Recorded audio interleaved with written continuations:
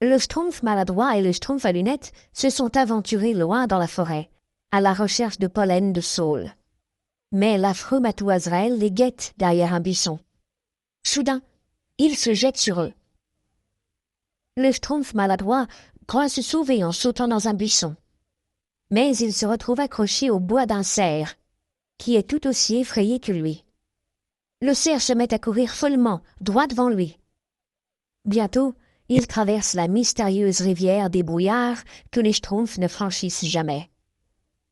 Enfin détaché, le Schtroumpf maladroit tombe dans une fleur géante. Le paysage qui l'entoure est vraiment très étrange. Très intrigué, il se met à explorer ce curieux monde. « Quelle fleur magnifique !» s'exclame-t-il. « Je vais en cueillir une pour la Schtroumpfette. » Mais, en saisissant la tige, il fait tomber un petit personnage qui se cachait dans la fleur. « Qui es-tu » demande le Schtroumpf maladroit. « Je m'appelle Pensée. Avec mes amis les fées des saules, nous nous sommes évadés du château du vilain roi Bulruche. Mais toutes les autres ont été reprises. Et toi? Moi? Je suis un Schtroumpf. » En entendant ce mot, Pensée s'envole aussitôt. Les verruqueux sont d'affreuses créatures qui utilisent les elfes comme esclaves. Avec leurs lanceurs de bulles, ils ont repris les évadés et les ont ramenés chez leur roi. « Une fois de plus, vous vous êtes échappés, grande Bulruche. Il va falloir vous punir. »« Je propose que vous leur coupe les ailes, » lance son méchant bouffon. En attendant qu'on décide de leur sort, les elfes sont enfermés dans le donjon. Mais la plus petite d'entre elles réussit à se glisser entre les barreaux. « Pourquoi t'es-tu schtroumpfé ainsi ?» demande le Schtroumpf maladroit quand il retrouve Pensée. « Quand les Schtroumpfs sont fâchés, ils se changent en monstres poilus aux yeux rouges. Tout le monde sait ça, » lance la petite fée.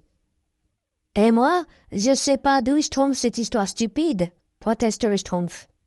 Pensée accepte de rejoindre le Schtroumpf maladroit. Elle lui raconte ses malheurs et ils ne tardent pas à devenir amis. Mais voilà que la petite elfe les rejoint. Hélas, les verruqueux l'ont suivi. Ils soufflent dans leurs cornes à bulles et les capturent tous les trois. Les prisonniers reçoivent un secours inattendu. Les Schtroumpfs, qui cherchaient leur ami, passent à l'attaque. Ils percent les bulles pour les libérer.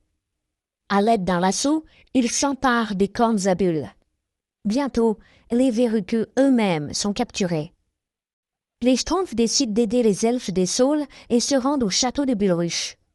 2 sentinelles à l'air féroce en gardent l'entrée. Les elfes détournent leur attention pendant que les Schtroumpfs franchissent le pont. Puis elles font semblant de s'éloigner, avant d'entrer à leur tour. Ils atteignent bientôt la porte du donjon. Mais soudain, un grand filet s'abat sur eux. Les Schtroumpfs sont jetés au cachot. Le Schtroumpf gourmand porte un sac de baies rouges. Le grand Schtroumpf en prend une. « Il pense que nous pouvons nous schtroumpfer en monstres poilus aux yeux rouges, » dit-il. « Pourquoi pas ?» Les Schtroumpfs arrachent la mousse qui couvre les murs. Bientôt, ils sont transformés en monstres. Terrorisés, les gardiens prennent la fuite. En poussant des cris terribles, les monstres velus se ruent dans la grande salle du palais. Comme les elfes, les verruqueux croient à la légende. Pris de panique, ils se mettent à courir en tous sens. Les Schtroumpfs en profitent pour fuir le palais avec toutes les elfes. Mais le Schtroumpf maladroit s'amuse à poursuivre Bulruche. Quand son déguisement tombe, il ne se rend même pas compte. Le roi comprend qu'on s'est moqué de lui. À son tour, il se jette sur le Schtroumpf, suivi de tous ses gardes.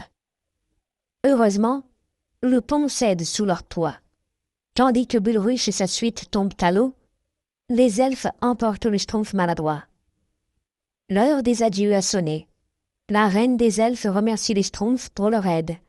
Le Schtroumpf maladroit est tout triste de quitter Pensée, mais il promet de lui rendre visite et reçoit un gros baiser pour le consoler.